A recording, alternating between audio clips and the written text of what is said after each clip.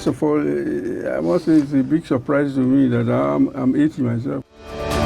The British, as we came to know later, played a trick on us. Okay. Yeah.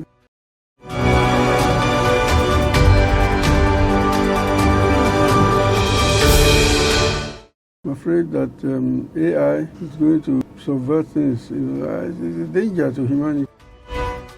When a lot of us are convinced that we want to go one way, the solutions will come.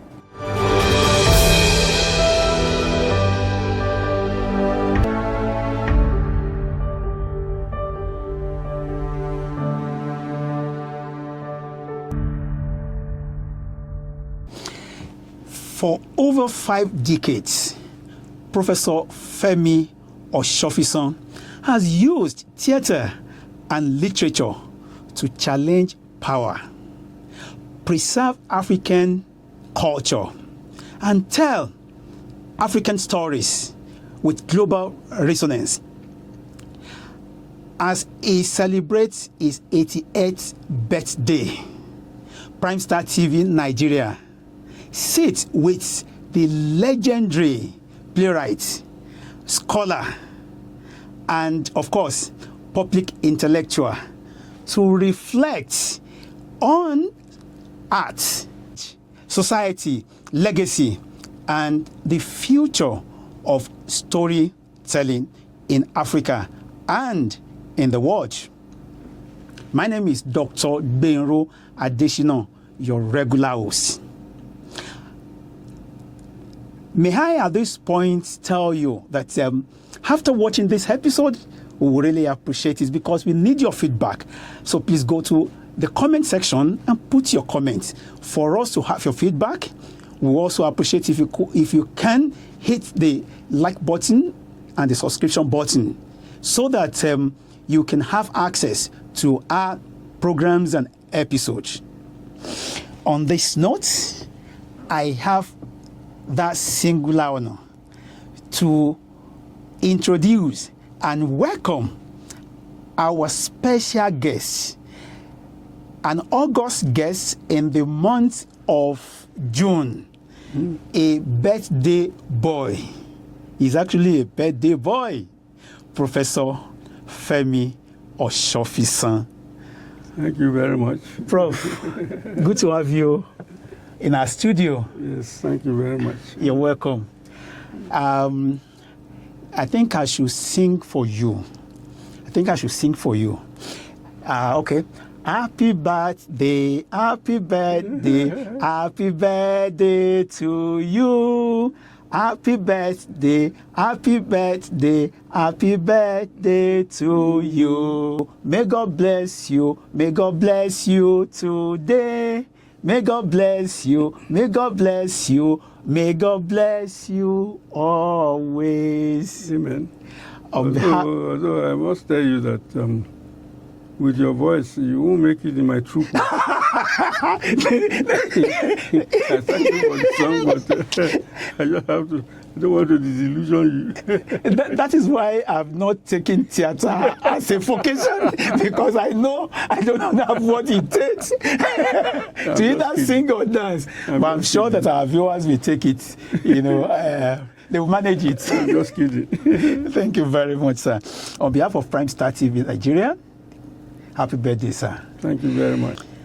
As you celebrate your birthday, what emotions dominate the moment of reflection? It's a mixed basket of feelings. To look back, first of all, I must say it's a big surprise to me that I'm 80 myself. Time seems to pass so rapidly. One day you are 20-something, the next day you are 40-something, before you know it, you are 80. I haven't really had time to reflect on this because, 80, I was 79, I'm 80. It's just like my normal passage of time. So I need to really sit down and think of this. But it's a mixed bag of feelings. Some of it very sad, some of it very happy. But I think that's how life is. Yeah, if you are to talk about the sad, can you give us one or two, sad moments of your life? Well, I mean, okay, I mean, 80 years, there must have been many of them. But recently, I mean, I've been thinking of the friends who have fallen on the way, my companions, the people, my collaborators, particularly on the stage, people who used to work together, and suddenly you just find they are gone. That makes you reflect a bit, and there I was, who I never expected to be 40. I'm now being 80. Any personal one? Personal how? Personal sad moments. Yeah, I'm talking about losing my friends. Your friends, yes, I know. For example, everybody, how long ago? Early this year, we were celebrating the 80th birthday of my friend, Professor Biodu J4. Oh, J4. And a month later, I was gone. Yeah. I was in the hospital with him. I mean, so, the fragility of life. And then, people like, if you come to our department now, I mean, you just be surprised at how the place seems to be empty, because all the people there seem to have gone, Adeluba, Adedeji, Sumbo Mario, Femi Fatoba, these are all names, yes, and then you see they are no longer there. So when I go around the department, sometimes I just feel very lonely, abandoned, even Tunji Ilana, who is still alive, thank God, is in England, no longer here. So that makes you reflect a lot, makes you sober. But then there have been beautiful moments. For example, I mean, if we're talking of this art, this my excursion in the theater, for example. Where it has allowed you to experiment with things, and suddenly you find it successful. When you take a risk, you do a play, you don't know what. And then the audience reacts, and those moments, particularly when I'm abroad, working with foreign actors and students and so on, not knowing what will happen, and then it's very exciting. I must say that I really have had an exciting career. Thank you very much. Yeah. Okay. So you are now a stranger in that department. You get there, you don't see familiar faces again. All right. Well, I mean, actually, I haven't caught up. I only caught up because, I retired, but I became emeritus professor there. So, I'm still there. Yeah. And I teach occasionally. Oh, you still teach? Yeah, I teach occasionally. Oh. Because, one must keep in touch with the other generations. That's otherwise you just become very lonely yourself. So it allows me to have dialogue with the new people who are there as well. So that's part of it. I mean, it's not that I teach compulsorily, but now and then I teach. At least giving back. Yes. Yeah. All right, sir. When you look back to your life's journey, what gives you the greatest sense of fulfillment? Well, I can't say greatest. There have been moments of fulfillment. Okay. And moments of failure. Fulfillment, yes, because as I said, we set out to create a new drama for Africa. How do we create this new drama, a new dramatic genre? And then, and we set about doing this. Of course, because we've done it for a bit long now, then people don't realize that this was new when we started. So it was quite satisfactory when 1986, I was given the Italia, 86 now, dates are. Yes, I understand, Anyway, I won the Italia Prize, which is the greatest prize, for the International Association of Critics for people who have been outstanding in the theater and so on. And they recognize the new things that we brought in. Because okay, well, it is not a class, so I won't go into all that. But it's been interesting, creating a new form of drama, which has now become accepted and so on. That's been very fulfilling. That's interesting. What has life taught you? What lesson has life taught you? 8 years now. Well, I would say that life is Yoruba. You already have a proverb that is "Tibitire." So that's it. Life is full of both ups and downs. You just have to get used to that. There will be moments of great pleasure, and there will be moments of great despair. Yeah, you can't rule one out.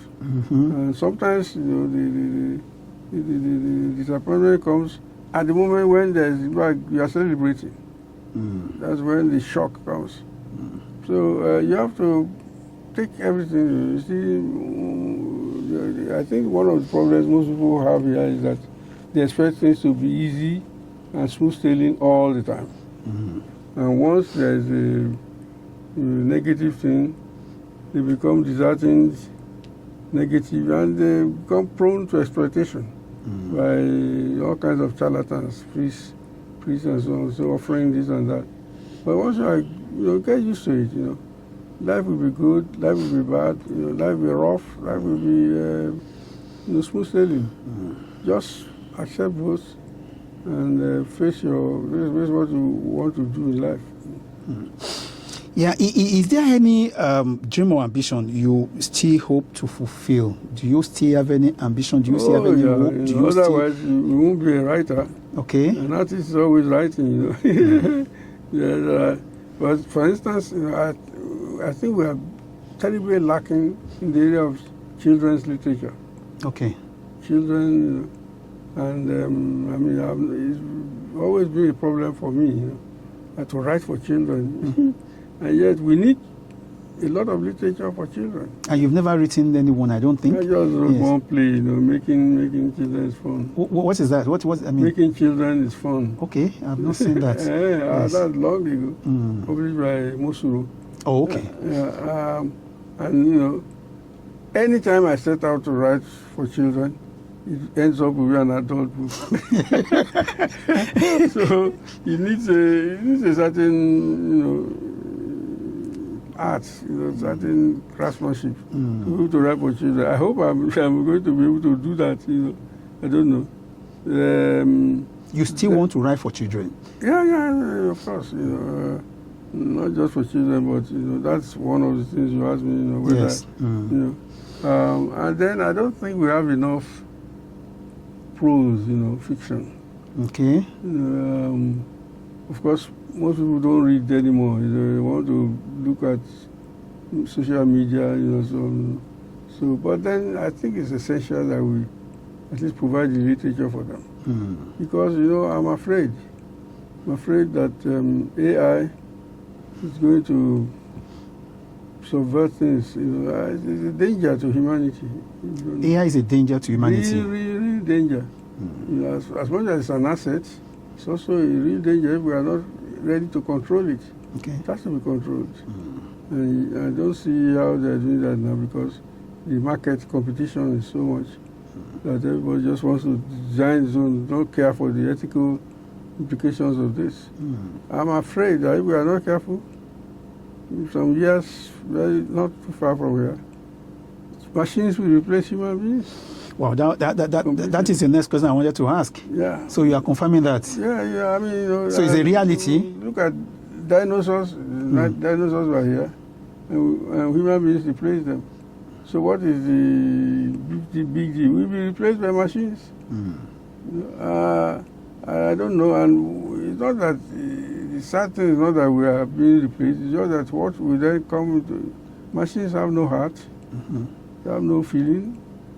So is that what the kind of world? Imagine a world with people who don't have hearts. Or the humanity. Yeah. So if you are not careful, but well, I guess here and there people are raising these concerns already. So I hope, and that is why literature is very important. Okay. It's not just going to study algorithms and computer this and that. The ethical implication is very, very, is very, very, a danger here. So, and it's literature, arts, Yes. that can, keep this alive. Storytelling, what is the purpose of life? It's not just so that you can be efficient. Efficient for what? Life must be livable for human beings. And if you deprive human beings of their jobs, and what do they do? What do they become? So and that's, in fact, I think the arts are far more needed nowadays than before. To keep this, perspective very, very clear, in the minds of scientists. In fact, just like you said that AI is likely going to replace writing or storytelling. Virtually every day when I go online, you see AI-generated shorts, AI-generated stories, and they tell the stories of Africa. They tell it, in far better. They tell it. You see, you could see that moral in what they have used AI to generate. Just to confirm what you've just said, that as we go, the possibility is very high that AI is going to really affect people thinking and putting it down. It's going to come where it's only you need machines to console that you are a human being. Yeah. They say go and ask whether it's a human being or what. So it's the machine that will decide, confirm that you are a human being. Imagine that. Yeah. Well, but it's our reality anyway. There is nothing we can do about that. Okay. Well, I think there's a lot we can do. Okay, what can we do? Because this thing is being produced by human beings. Okay. And it has to be human beings who have a heart. What we are saying, human beings, who know that human beings are very necessary. Not human who don't want to just make profit. But the machines are doing what human beings are doing. Yeah, but what I'm saying is that what are they doing that human beings are doing? What are they not doing that human beings are capable of? Yeah, you can go and kiss a machine, I don't know. Human beings, you see, there's a difference in what human beings can do and what, because it's not just the technical efficiency that makes society. What are the ethical problems, the emotional parts, the very personal parts of experience, feeling, reacting to things of emotion and passion. What are, it's not just machine reaction we want. And so this is why we have to press it on society. Okay. That you just don't go the way of machines. What experiences from your childhood most profoundly shaped the writer, scholar, and thinker that you have become today? What are the experiences? One particular issue. You see, growing up influences the person you become. People you meet, people you admire, people direct you. Everything counts. And I must say that if you ask me, what I say is that I have been very lucky. Okay. Because, I didn't have a father. Okay. You lost your father when? I lost my father when I was 2 months old. I never knew him. And my mother was very poor. So you can imagine what will happen. From which state? From which state? Which state? Yes. Ogun State now. We are not Ijebu? Yes, sir. Oh, Ijebu, which Ijebu? Ijebu did that. Okay. So, but you see, yes, that's where I originated from. I didn't really grow up there, Okay. Where did you grow up? Even my first, I think the first language I spoke, if I remember now, was Ijesha. Okay. Because grew up in Ilesha. I was in Iloro school there. Okay. Not long, but see, because my uncle, he was very young too when his brother died. They had to take, he was still in school, had to take responsibility for all these things. By the time he came out, trying to find job, he transferred here and there, I was going with him. That's the problem. That in the end, I ended up going to about 6 or 7 primary schools in different towns. So didn't allow me to have permanent friends or permanent influence or anybody. Before I knew it, I would be in the lorry or Ife. So, but it was when I came to government college, you see. I keep saying that the stability really came in my life. Okay. And you can imagine that kind of influence. It was mainly literary. So I read a lot because when you are alone, books are the only companion you can have. Yeah. So it was from there that I think I got. If you ask me now, which teacher influenced you, I can't really talk about one particular teacher. Even in the university? No, because the university is even worse, because you are supposed to be mature to get your own mind. Yes. So, independence. But one teacher was enduring while we were there. Our headmaster, Okay. Mr. DJ Bullock, Okay. who was there right from the beginning till The white man. He left, and he was the one who taught us and everything. And it actually got me into the arts because our school was very much science oriented. Okay. And I don't know whether that's what we are doing now again, but in those days, how many laboratories were in the entire country? Science labs. But we had our own, chemistry, physics, so on. We had good teachers because the government was concerned to make sure that these schools were good. So there was, from the ministry, we had anybody send quickly a teacher to come and replace. So we had the best, but we were all very much oriented towards the sciences. And my own favorite subjects were even mathematics, physics. Wow. All of us. So you did science. You did science subjects. Oh yes. For school science, you did for school science, yes. Physics, chemistry, biology, math, and all of that. Yes. Apart from English and French and so on. Okay.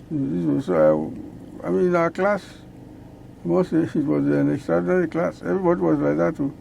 Wow. And if you came first this term, doesn't mean that you'll be first next time. The challenge is very tough. Oh yeah, it was very good. But so but the principal then called me one day and said, "Well, look, all of you are going to do sciences. Who will replace us?" He was an English teacher. He was an English teacher, very good. Taught us all the literature. So I said, "Okay, so let me do the arts then." Okay. I remember my mathematics teacher was so disappointed. So that's it. But in those days, we didn't have much counseling. Gamble there and there. And sometimes I still regret that I let go of sciences because there are things I really want to know. I don't have time to that. You still regret it up to now? You still regret leaving science up to now? It's not a question of regret or something, but I wish I had followed up, because it would have been possible in some cases to do that. If you may do your orientation to one side, but you will still be able to keep up with other subjects. That's what I mean. But once we came to the HSC class, we split, you were this, you were that. So you go to arts. You go to arts at the HSC at higher level. Okay. Yes. So that was it. But I wasn't going to do English anyway. I decided to do French. That's how I came to French at the University of Ibadan. Okay. But then, the kind of education we had in those days, the syllabus of the university was different. We didn't have course system. Okay. So you could, one subject lasts the entire year, to read, but it also allowed you to widen to your knowledge. If you wanted, you could do other subjects, which was where I did political science, drama. I wasn't in drama school at all. Okay. I was in French. Why your main course is French? You were doing all of these things? Yes, because all of us, we did different, because of the nature of the education in those days. We didn't have a course system. And then, we didn't have, we had no exams at all in the second year. So, it allowed you to go out and know things. And explore. And to do politics, as many of us did. So, that was it, Although, you see, the limitation of that education was obvious. Okay. But so were the positive sides. Unfortunately, we jettisoned it with the positive and so on. Because the tension was always so high. Imagine, after not doing any exam at all for 2 years, and you are going to do just 3 subjects.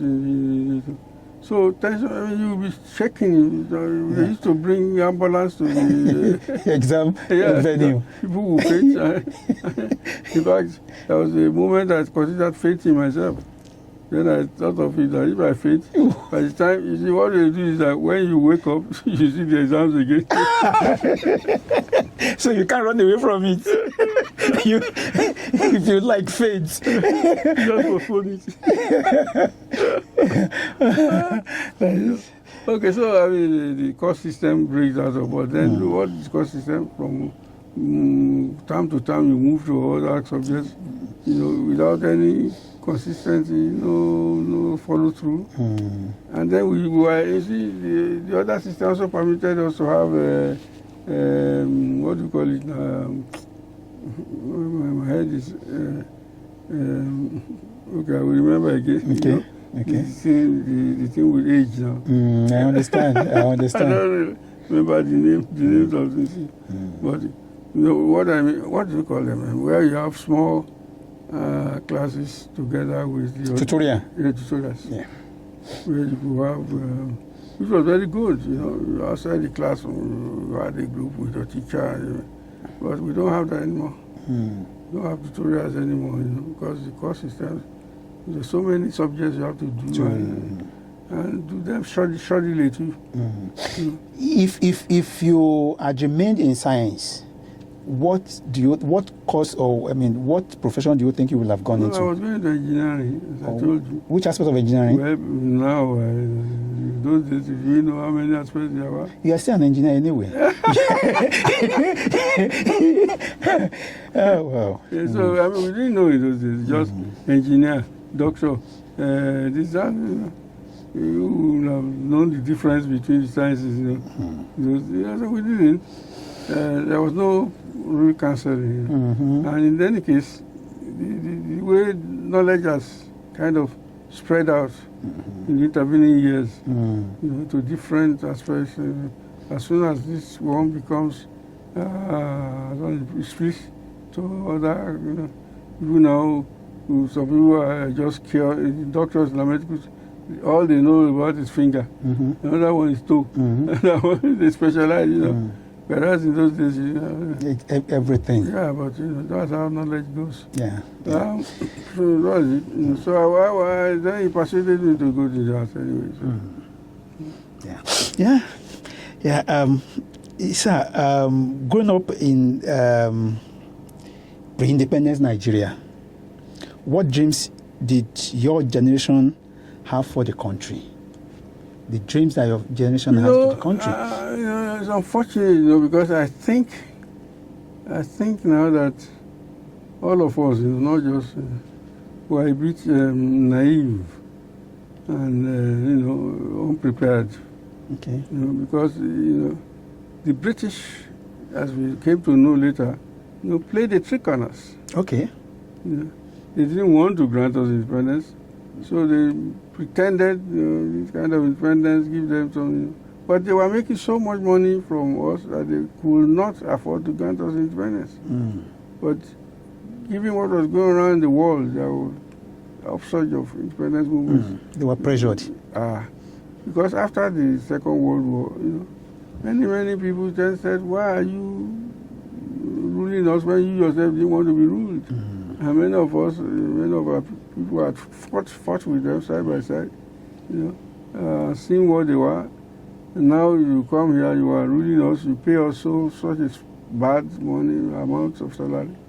So, anyway, there was a lot of upsurge and having lost in Vietnam and seeing what other problems, we say, well, look, better grant them the independence, but make sure that they don't know anything about the economy, how to run it, so that they will still depend on us.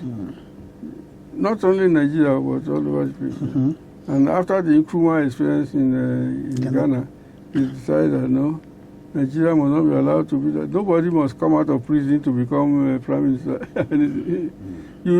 So in the end, anyway, what I'm saying is that by the time we got independence, so-called independence, all the people who had fought for independence, who knew what political thing was, ended up in the opposition. Those people who got power, by those who had said, we don't want independence. We rely the British. Let them say, so that ones, they were given the power to. Yes. And as you look at the colonial archives now, you see people who talked, who are in charge, some of the British servants who are here, said they were asked to rig the elections. So they rigged it in so much that whatever it is, all the South will not be equal to the North. So whether, whatever it is. And then, anyway, the Constitution, everything was rigged, just to make sure that the power did not leave Britain, and to make sure that all the wealth they were, extracting will continue. So, but we didn't know that. We just thought, we got our independence, we sang, people who are, who are older than us, who are interested in England at the time. So if you read him, he said it's better that many Nigerians were going back quickly to Nigeria. But what were they going back for? What independence meant for them was that they were going to take over the white roles. You are still here, you stay there. Somebody has become this deal. There was nothing to talk about how to develop the country. Because who to go and eat what? You can drink have access to the national cake. Yeah. And you can imagine. So that's why the GRAs remained. With now black people there. And so, it was unfortunately it was. So by the time when we realized all this, how to correct it became a problem. And that's what we've been fighting against for the past how many years of independence. Almost 66. How to, first of all, you have to change the syllabus so that our thinking can be oriented very well. And when you change the syllabus, then you have to change the government. But if you change the government without changing the people's mentality, you just can't reproduce the same reproducing. So the thing is that it just becomes more and more violent. People get more and more angry and become more empowered to fight. So instead of developing them for the party, what we've been doing is fighting ourselves, trying to see who will be in charge, who will be in charge. The region that will be in charge, the tribe that will be in charge. Yes, that's it. And that is what we're still witnessing up to today. I mean, look at what happened now. So the military came into power. It was a time of idealism. If you look at Egypt, and military boys took over, but they were far more enlightened. We had people who had gone to Sandos here, who had taught the British here. And what happened is that, unfortunately, then we discovered oil at the time. And these military boys said, they just sat back and began to eat. Nobody here knew how to produce the oil. The British people came, were producing the oil. The skills. They tell us how much they take out and how much they give us. None of us knew anything about it. So, and the people who didn't have any ideas were very happy with this, because it means that they can satisfy people money-wise, without even knowing how to govern. The rent was a rentier economy, so you can satisfy. That's why they destroyed agriculture, destroyed everything, because they didn't need people to go and plant. They say, you don't want money, import the rice. You don't have to import this, but of course, it will last. The oil doom came very soon to kill the oil boom, and we got into trouble. Meanwhile, we are not prepared, the right people, to take over. Because education also had been destroyed in the process. When we are fighting ourselves, who's going to eat what? And we still have that problem today. The people with the right consciousness. I mean, when I was in Dakar, for example, as a student, this is why I knew a lot from the Guinean students who had been taught by Sekou and so on. What we need to do for independence, how we can get ourselves out of these white people. But here we embrace them. White people were our friends, and so. And we try to copy them also. So it's been an unfortunate experience. But then, I think nowadays, things are a bit improving. Yes, things are a bit improving.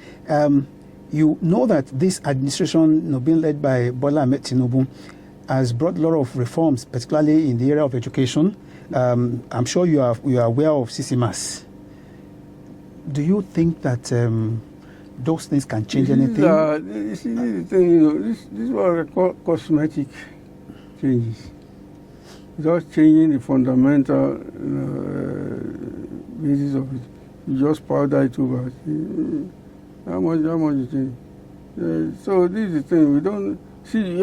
But I say I'm not pessimistic, because I think it's good that you even have this advance. This advance produce other advances. But we are not yet there yet at all. We are not there. We are not. We are still far from. Yeah, we are not there at all. So what is the basis of education? What do you want to produce? Okay. That's the first thing. People are thinking you just want to produce people who can now run machines. What of their minds? So we are still very much afraid of the mental emancipation of our people. It's a bit better now, but at the time when if you needed a bulb, go and buy it in Japan. Go and buy it. Nigeria cannot make this thing. Nigeria cannot. No Nigerian can. No black man can do this. Not knowing that that's part of the black, the white exploitation we were talking about. That made us believe that we could not do anything ourselves. So, until you change it from the beginning, how do you make us begin to think that we can do it ourselves? Better than the black man is capable of this. So, but see, gradually this is changing, but not changed yet. So if you believe that, if this thing is, you have to go and buy it from the white people, buy it from this, I to even tell you, there are people, for example, there were times when even you went to a plane, when you were in aircraft, and they say it's a black man piloting the craft. You begin almost shit in your pants. Say what? Will you get there? When they say it's a white man, you're calm. No problem. Not to talk of when it's not a woman. See, what made you travel today? Why did you choose another day now? Or another aircraft? And yet, some of the best pilots here are women. Black women. Because we don't even look at the origin of all these flights. How involved were the blacks? We don't know. We just thought we were just consumers. But, because the white people systematically erased the achievements of black people in these areas. It's not as if one is manufacturing this. We look at. But now these people have begin to bring out these actual histories, so that people, it's different when you're telling your child, you can do this, it's only a white person who can do it, than when you say she can do it herself. It's a different kind of confidence. So I think, the education, but see again, this is what we are talking about. During the military years, you know what happened? That when education went down, all the bright people we had went abroad. They emigrated. You see, when we were growing up in the university, the best students were retained in the universities to continue to teach and so on. By the time we came out, the military took over, the best students never even looked at universities. Yeah. And that has not changed. Because it's not attractive. Up to now, you say, what? How can you go and teach? God, maybe not. And become a poor man. Yeah. Yeah, because of the economy. And it was, the military had to do that because they wanted to humiliate the universities. Because the universities were the only opposition.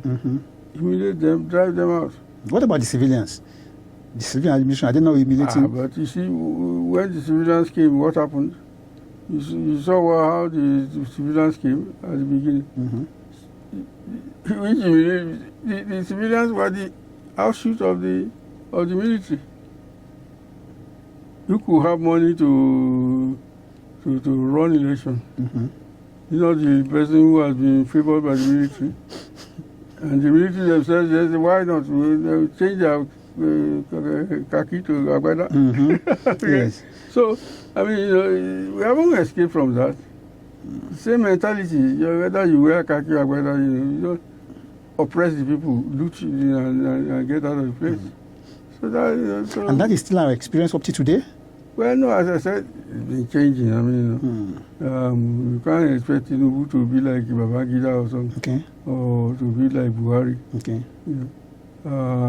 Haven't fought, as a democracy. Nadeko and all of that. Yes. So, it's changing. It's just that it will take time. Even as it's changing, you can see the resistance. You say, wow, you are already going too far. Don't go there, don't do this. So, but as I said, I'm not pessimistic. I think gradually we'll get there. But when we get there is what we do not know. We don't know. We don't know when, and we don't even know whether human beings will be important then. Because it's those who control the machines who control the world. Look at Elon Musk now. Those, we don't know. When did you realize that storytelling in theater will become your life's calling? Well, I didn't know it would become my life calling. Not in the theater. Don't forget, maybe I've been most active in the theater, but it's not only plays I write. I expect everything I do is part of what I want to achieve. Teaching in the classroom is part of it. Trying to get the young ones to be more enterprising, to think of their society, to think of their own capabilities, and so on, to do things. Above all, to believe in change. Because the orthodox system is to say, okay, don't change anything, just say yes. Well, you don't question. For example, so I like to ask my question to ask my students. For example, you like this cell phone? How is it made? What is it composed of?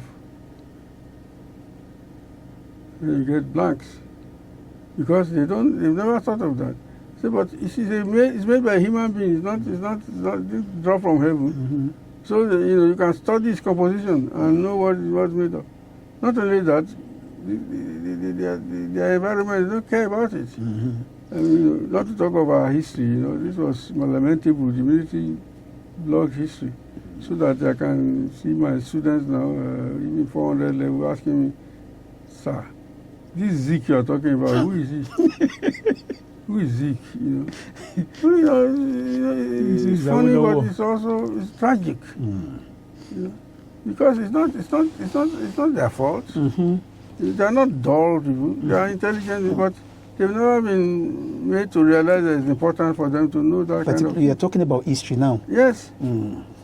Yeah, so how can they change their society? You don't even know what your society is about. I think the government is scared, that if history is taught in our schools, particularly university, and they get to learn about the Civil War and all of that, and that they may not become what they want them to. I think I don't know why they need to be scared about teaching all of these things. Well, you know why they can be scared. You don't have to debate why they have to be scared. If you have been part of the the looting game, how can you not be scared of people finding out the truth? So history, but not just history. I went to the NYC camp once. We gave a talk, and I said, well, our system has been producing mass illiteracy because we just turn them out. They don't know anything. These are young boys and girls. They don't know anything. They just think they pass sometimes they don't even pass So we just pass them out so that others can have this. Yes. What have we taught them? So they started arguing with me and I said, okay. Fortunately, we were at the edge of a forest. So I said, okay, take measurement, just a small, maybe 4 feet by 4 feet. Yeah. Okay, mark it out. Now tell me the names of the plants there. You know. If you don't even know the plants in this place, just from how will you know? If you don't know your environment, how can you change it? You see plants, you just pass by, you see birds particularly. You don't know what birds, some people don't even hear the birds anymore. Is that not a serious thing? Yeah. So not teaching history will make us not to know our environment. Yeah, that's what you are saying. Not just history. I'm saying that we don't teach about our history, our environment, our own values. So how can we change this? And yet, in Nigeria, the latest gadget is already here. Technology. Yeah. But you don't even know anything how it's made. You think it's magic. It's very tragic. A car, you don't know what the parts of a car, and you're an intellectual. You've got a degree. How can you? What kind of education are we giving the students? So, because some of these things, particularly in medicine, very tragic. Some of the leaves in our forest can cure many of these diseases. But we don't know. We uproot and plant a brewery there, and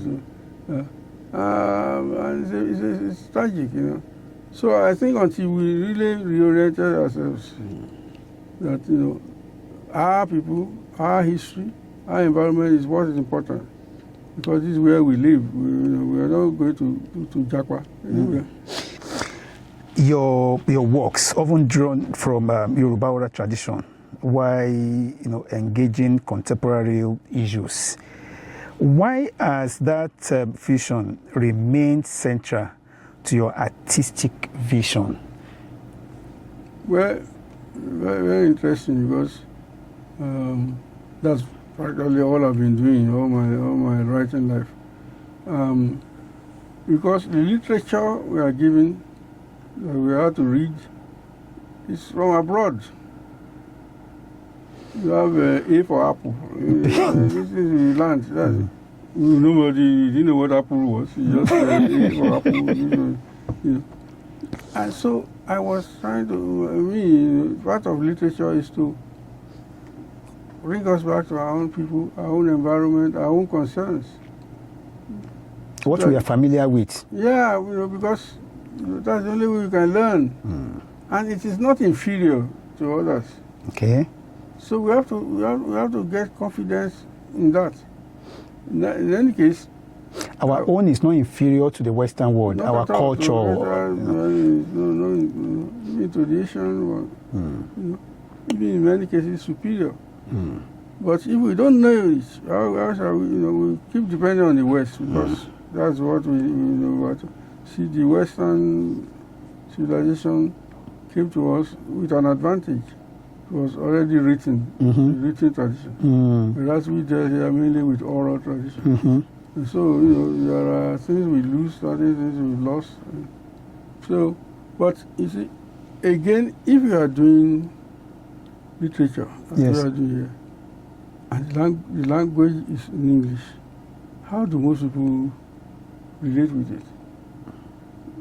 Nowadays, this is how many years since we started. Think of 1960. How many people spoke English? How many universities were there? Okay, nowadays we have the advantage that we have so many universities and so on. But in those days when we were starting, not many people spoke English. And yet everything was in English. The laws of the land are in English. Even crossing the street, look at everything in English. And so people became criminals by default. Not because they didn't understand. You go to court, you are standing there, they are reading you the laws in English. I mean, you know, of course, the elite took pleasure in this because they benefited from it. But the common people, so, you know, because I came from the poor, I was very conscious of this. Okay. That, okay, we want to do a literature that the common people can also understand, relate with, participate in. So that already determines that the kind of play I will write. Okay. But then we are writing it also in English. What happens? It's a question that many people didn't face before, but we faced it. People don't speak English. How do they read? So we have to try and devise an English that will be simple, because you see, we couldn't run away from English just because of the nature of our country. Imagine that you are writing about corruption now, and somebody is outside or something, you are writing about him, and people say, okay, it's because the man is outside. You heard of the one in your country, your own side, your Yoruba. Have you written about that? And so many of our people got away with crime because of that. If you try to attack them, they quickly run back to their people and say, well, he's attacking me because I'm Yoruba. He's attacking me because I'm Igbo. You know, and all the Igbo then say, why are you attacking me? So you will get away with it. Like that. So I was very concerned about this, that we should try and get all kinds of forms of narration that would transcend the ethnic thing. Okay. And let people see it for what it was. Okay. So this way we are trying to devise all kinds of forms that will be indigenous to us, that people will recognize. Okay, that this African literature. Yes, but it's also very, very dicey. How far can you go? Because if you say, oh, he's an Igbo writer, oh, he's a Yoruba writer, yeah. But it's not the Yoruba Igbo. What we are dealing with is national, even international. The development, question of development that we are dealing with, all of us are concerned. And so you have to try and do that. But at the same time, you see, again, if you are writing a play, people are watching, how would they know that this place is not in England, for instance? Okay. That it's not in Asia. Okay. You have to give enough signals that it's in Yoruba land. Yeah. The setting. If I knew more about it, I would do it also in Hausa or Fulani, but it's Yoruba I know. So because of that, I want to show people that this is Yoruba land. Okay. But also, very important to me is that even Yoruba people don't know some of these things. We have to revive it for our own people, our own children and so on, to know this is Yoruba, this is how we did our own things. This is our culture, yes, this is our language, these are taboos. Exactly. Okay. So again, I'm doing that, but also I'm doing it from a critical perspective. But you say, okay, this is how they used to do it. It's very important to know how they used to do it. But it's not the same thing to say this is how we must continue to do it. Okay. Because circumstances have changed. But saying that this is how we used to do it doesn't mean that this is the way we must do it. for instance, many people now know about our gods. Mm-hmm. And go, but when we were growing up, we didn't know. Mm-hmm. We were told that these were pagan gods. Mm-hmm. Very, very, very cruel. Wicked. Yeah, you wasn't even talk about shrine. Mm-hmm. No. Yeah. Now, So civilized. pastors even talking openly that they go to shrines. Mm. In those days, you couldn't do that. They say, Christianity had banned this. They burnt all the statues, The shrine, the grove. shrines, they put them to fire. But now they know that Christianity is not enough to solve all the problems. So they are going back. But we have to try to do this. But trying at that time to show that Ifa, all these things were alternative systems. They were not necessarily good or bad, but at least know that that you know about Ifa doesn't mean that you can't go to your church. Mm-hmm. To go to Muslims only. No. But even just know that your people were not empty. That they had their own systems of thought. They had their own means of running society. So we had to, but then also from a critical angle, because we found that people also wanted to profit from that. Mm-hmm. You say, okay, I'm an Ifa priest. Mm-hmm. So without the proof or anything, you run to him and all that. No. So again, just saying that it doesn't mean that you should do it like that. Times have gone past that one. But at least know that this is how it used to be. That we had a culture. We had our own principles. People thought and gave us certain guidelines. So that's it. So it's a difficult thing. You point it out, I criticize at the same time. It's really delicate. This is what I've been trying to do. Yeah. Among all your plays, which one is closest to your heart? All your plays, all the plays that you've written, which one is closest? This is what they say. When you ask a man, which of your children are closest to your heart? but of course, you know that among your children, there is one that you like more than all others. No, you mustn't. Yes, I know. You may not be able to. You mustn't, but you may not be able to do it. Well, it depends. I've tried not to even. Everything depends on the circumstance. Okay. See, each of my plays is written to deal with certain issue, thematic preoccupation. Yeah. And for me, that's the best way to do it at that time. Okay. It's the same thing, So, if the circumstances are the same, this is what you do. Okay. Now, if circumstances change, you can't do the same play and you have a different play, and that's it. So it depends on what the circumstances. If I know that we are dealing with a question of robbery, once upon for robbers or something, dealing with class perspectives, this one. So it depends. Okay. So for me, each play is just as important as the other, depending on what you are. So there is no preferred one. All of them are equal. Depending on what we are dealing with. One of your texts that I love so much is Midnight Hotel. Because it deals so much, with the robbery, in the government, particularly in the National Assembly. I don't think if you. Who's afraid of Okay, well.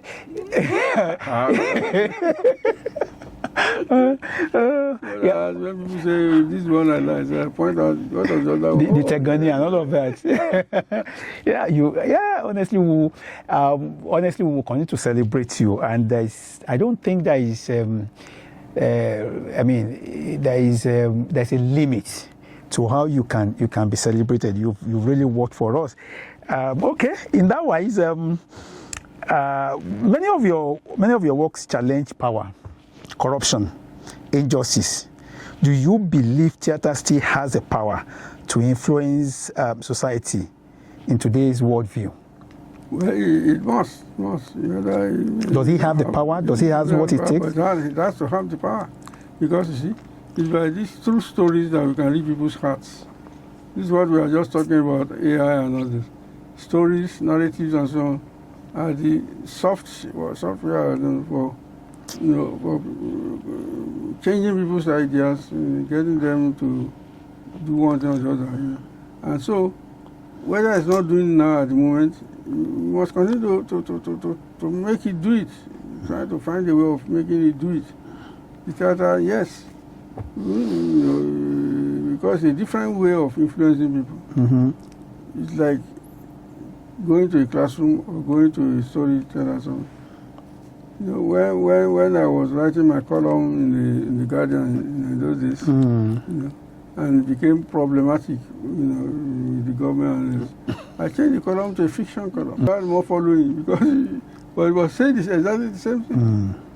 So because it's an easier way of reaching people than making barefaced sentences or sermons. Tell a story, yes. People become more accessible to people that way. So whether we like it or not, whether it's not doing it now or something, people will find ways. Narrators will find their ways of using these tools to do what they want to do. Look at let us look at the effects that the internet, the shorts, the how do I say it? You go to internet now, you see the younger ones on professional producing skits, and all of that. What effect do you think this has on a theater? Well, I mean, we have, but I think that very soon the effect will wear off. Okay. I mean, it's an innovation now, so everybody runs to it. Everybody runs to it because they think they can make money on it. Okay. So it can last. Once, we finally, get known, they establish themselves, Okay. Whereas the rest will just disappear. But that's like the period. So it's a matter of time. Yes. Yeah. Because you don't forget that when television came, it was a problem for traditional forms. And then the film came. There's a film will drive out television. So, but it hasn't, has it? So I think at the moment, yes, people see it as a crisis. I don't think it's a crisis. It's a normal development. Okay. Transition. Phases. We have new tools. Don't forget that Nollywood itself started like that. Then it's become transformed and so on. So gradually, I think people they run short of these skits because they start saying the same thing and they go anymore. They now have to look for other means. Let us look at the University of Ibadan, which I believe that it's your home, it's your place. The University of Ibadan, once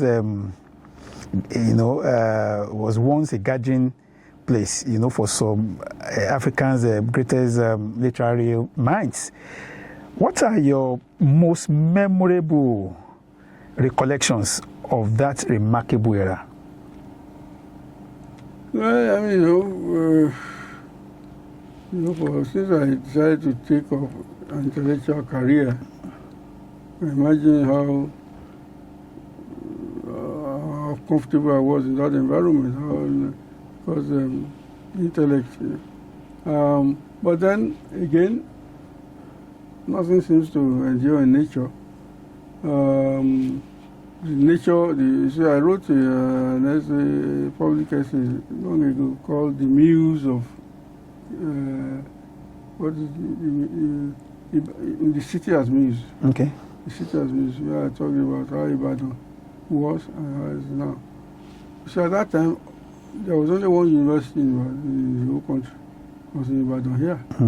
So it brought all these intellectuals here. The best minds from Queen's School, came to Ibadan. And it had to have an impact. Ibadan was a very cosmopolitan years. But once that began to change, we began to create more universities elsewhere and create more states. And so, people started, and then the war came to Washington, and even the Spanish people all left. And then the attack on the universities, so that the best brains left. Mediocrity came in. And that's what we've been trying to correct since. Once mediocrity enters the system, very difficult to get rid of it. Because it just reproduces itself. Imagine a mediocre head of department who has to employ other people. He will not take the brilliant ones. He will feel threatened. So he will just bring in people like himself. And so that mediocrity just grows. And has a negative effect on the system. Okay. What? But you see, again, that's not the total picture, because some people actually then stay to try and fight it. Okay. To try and at least, some of us just felt that if the government was determined to kill education, some of us would stay to make sure that it didn't succeed. And so, various relations begin to come here and there. Yeah. People are, quite determined to continue the intellectual tradition. Okay. What role did figures such as Wole Soyinka, Chinua Achebe, Oshudari, all of them, and other contemporaries, play in shaping your generation of writers? The definition of writers. Your generation of writers, the likes of Wole Soyinka, and other, what roles? Yeah, because particularly Soyinka winning the Nobel Prize. Imagine the fillip it gave to all of us. We are really encouraged to write, to come into that profession. It's obvious, isn't it? We kind of became a catalyst.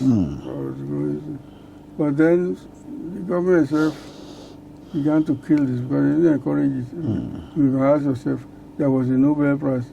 How many Nobel Prizes have we got since then? After that, yeah. I mean, even the creating a prize for the country itself, problem. And I've spent many hours, many groups, trying to win awards for people and so on. So, just to encourage people that if the government was ready to kill this, don't succumb. Fight. So, I don't think you can deny that the glamour that these things bring will also help other developing writers and help the profession. What does Ibadan mean to you as a creative and intellectual home? Ibadan as a creative and intellectual, what does it mean to you? I guess you want to read my essay in the city as muse. Okay. So really, I came to Ibadan, having all these, wandered around all these primary schools, and just lucky, without any kind of parents or priest or anything, just by myself. And then getting a balance here, a focus in Ibadan at government college. For 6 years I was there. So this is very important to know that Ibadan became a kind of home to me. It's home now. It's my, I haven't left since. Apart from traveling here and there for 1 or 2 years, but coming back to Ibadan. And getting sad by his gradual loss of center, they're trying to bring it back. So we shall see, but Ibadan has been kind of home to me. I've known nowhere else, actually. Around the world today, democracy faces increasing pressure. Why misinformation spreads rapidly?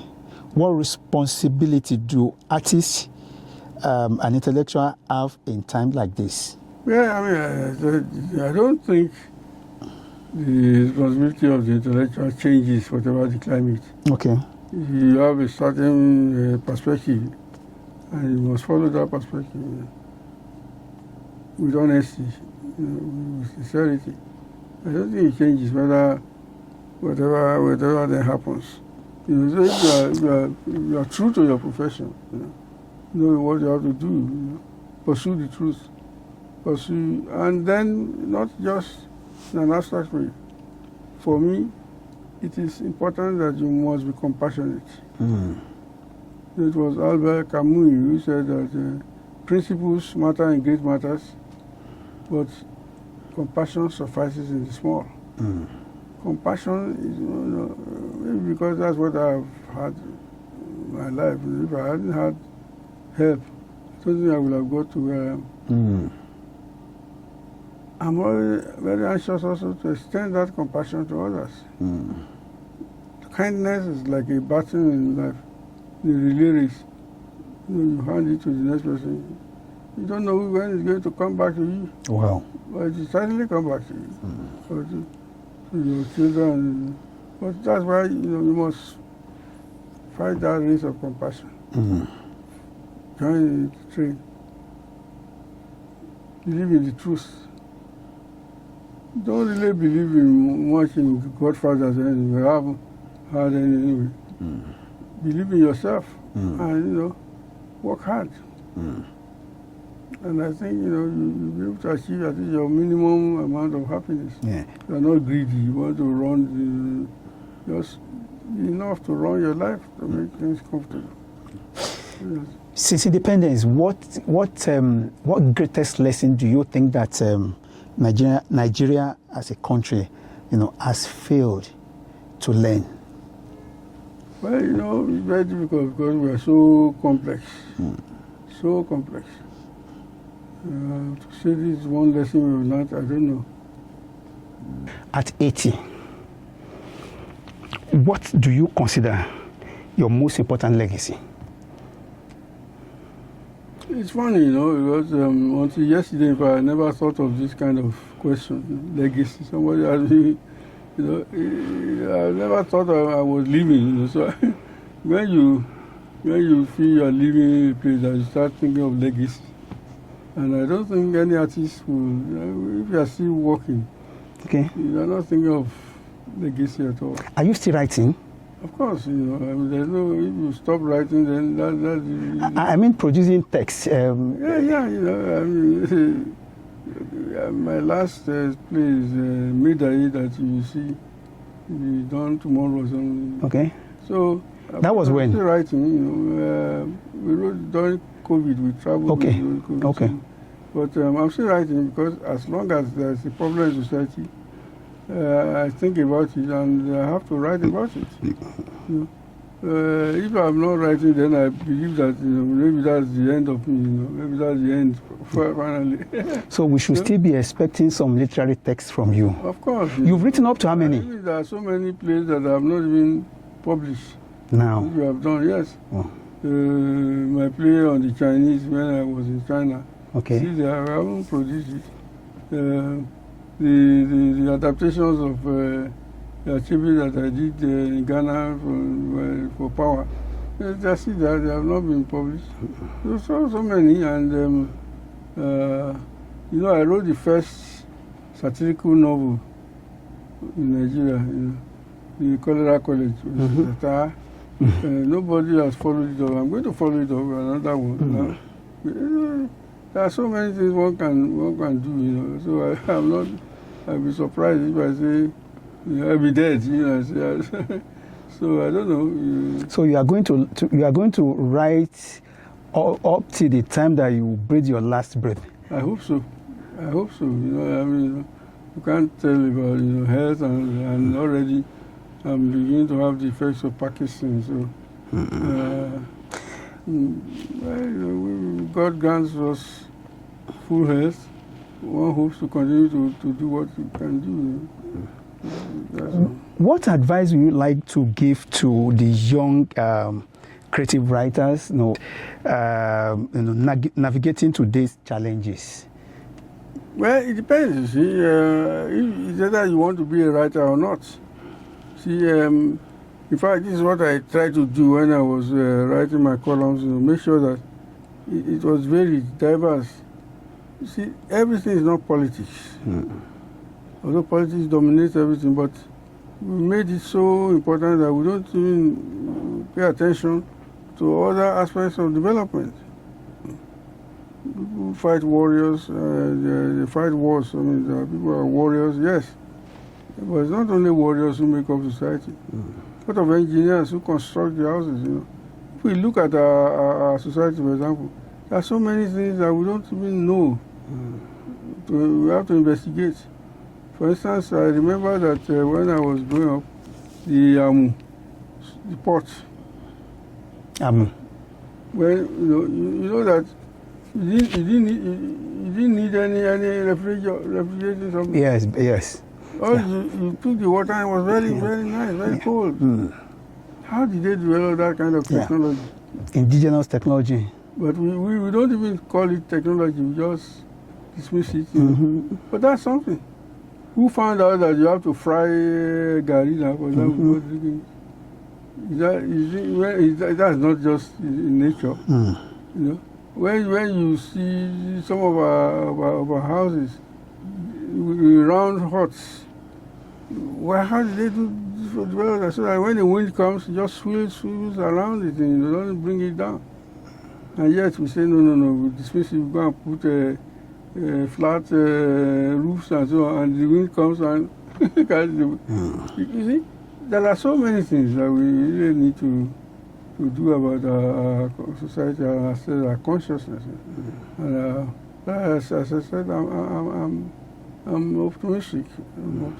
What kind of Nigeria would you like your grandchildren or your great-grandchildren to inherit? I don't know. I mean, I've thought about that. It won't depend on me at all. Whatever you wish, the people must work it out themselves. And whether they will even have Nigeria is another thing you don't know, given the way the geopolitics going on in the world. The climate change, we still have a world for them. And many of them, of course, they don't even live in Nigeria anymore. So what happens? I don't know. But whatever country they live in is the one they work out for themselves. You see how Nigeria is now. Uninhabitable, insecurity, seems not to even know where we are going to. If you have the opportunity to speak to the political class, what will you say? Well, that question, first of all, that's not my opinion. Nigeria exists, people are living there with certain problems, very serious problems. But tell me which country you know that has no problems. But our own is spectacular. Our own is funny. Special because we are a special country. We are not like others. Every country has its own problems. Okay. Will you look at America now? If you were an American, how will you feel? Are you saying what is happening in Nigeria is normal? I'm saying that you can't change it. Okay. Human beings must go through periods of contention, periods of it's just the normal nature of things. We have to fight it and work it out. Okay. It's what we want. To fight it and work it out, what do we do? But you see, of course we know what to do. There's no elite consensus at the moment. Okay. People are in need for different reasons, different wishes. So, but that's it. That's how life is. There's no country where this is not, where you don't have these problems. Okay. In fact, if I want to put it, there's no moment in history, which will become paradise. Okay. All moments will be full of contentions. Okay. Tensions and counter-tensions and so. It's just normal. So what is happening in Nigeria is normal? Well, it's normal from history. If you look at the history, this is how it will go. Okay. But how do we change that history? That is the point. That is what I'm asking. So that's the point you are asking me, but I'm asking you too. How do you change this? And when a lot of us are convinced that we want to go one way, we know this way, you see the solutions will come. But if this one is convinced, I just want to eat my own and go. This one, this is not my tribe. This one, it will be a problem. I don't see many solutions. The easiest solutions are not always the best solutions. Okay. That's what we have to think about. People think that if we just split apart now, we go away. Okay. It will not happen. It will not happen? No, because you see, that we need new forces of contention. Okay. There will be new dissidents, new, whatever you do. And you can't even have a country that's at peace when all the people around it are at war. So there's no way you can say, okay, isolate this part and the other ones will. No. We always have to deal with these contentions. Okay. So let's sit down and think, how do we deal with this to make sure that the maximum people benefit from it? Because you can never have any system where everybody benefits, but maximum people benefit from it. So I'm sure, we will get our ways right as we go on. On the you see, we have to also think that there are external forces that are there waiting to destroy us. And we can ever, some of them pretend to be friends. So you go and befriend them, you say, oh, yes. But the history is there, if you know history. They are not friends. So it's better to resolve things within yourself without bringing in these people to come and exploit you and just cheat you and so on. So this thing, we really must sit down and be serious. We must sit down in Nigeria and be serious and see how we can solve a problem locally without involving the international community.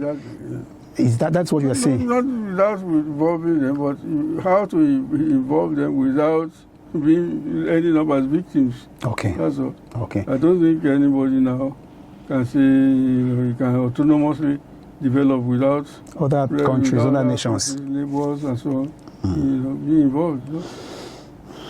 On the last note, sir, after 80 years of writing, 80 years of living, teaching and reflecting, what single message would you like to leave with the next generation? What single message? What single message? Just one message that you will want to leave with for the next generation. Well, I don't know. There must be one. I haven't thought about this. Yes. So I'll give you time to think about it. If I give you an answer now, it will just be a very just convenient one to get myself out. But I mean, really, it's a serious question I want us to think about. So as not to trivialize things. And I must beg you to say, let me not answer this. All right. I really haven't thought about it. All right. So we need really serious thinking about it. All right. So what's your last remark? I hope it's not my last remark because I'm for this interview. you will still see next year anyway. But as we're winding up this, as we're closing this interview, what? Well, I see part of the optimism I have is this studio, for example. Yes, sir. That you opened. You try to develop yourself, develop people and so on. That's part of the positive developments. In the past, we wouldn't think about this. We were wondering where you can get government work, where you can do this and that. And you wouldn't be really thinking of which impact you have on people. You would probably not even be thinking of an artist to interview. You have somebody, a big man, money means road. So, I think bring money. Part of the positive signs I see that encourage me to think that the future will be better than today. Thank you so much, Professor Femi Osofisan. You have also encouraged us by telling us that we also encourage you, these morals. Thank you so much. Well, we have come to the end of this conversation, and I'm sure that our viewers at home, you will have picked one thing or the other from this interview that will be very, beneficial to you. Of course, we brought one of the biggest fish that our nets can catch. That's a plus to us. Prof, we sincerely appreciate you honoring our invitation. We thank you for coming. Thank you so much. Yorùbá will say, ẹ̀yin ni a máa bá. Ṣé mo sọ dáadáa sà? A máa rí yín bá. Ìgbà ọdún kan. We are witnessing your 80th birthday this year. of course, we'll witness your 90th birthday in Jesus' name. And that is what it's going to be. Thank you, sir, for coming. We appreciate you. I'm encouraged by what I see here. I hope you'll be watching this channel, Prime Star TV Nigeria. This is the end of this episode. We only want to encourage you that after you've watched it, as we've said earlier on, please share it, like and comment, and of course subscribe to this YouTube channel. These are ways in which you can also encourage us to be in business. Until we see you next time, it is goodbye.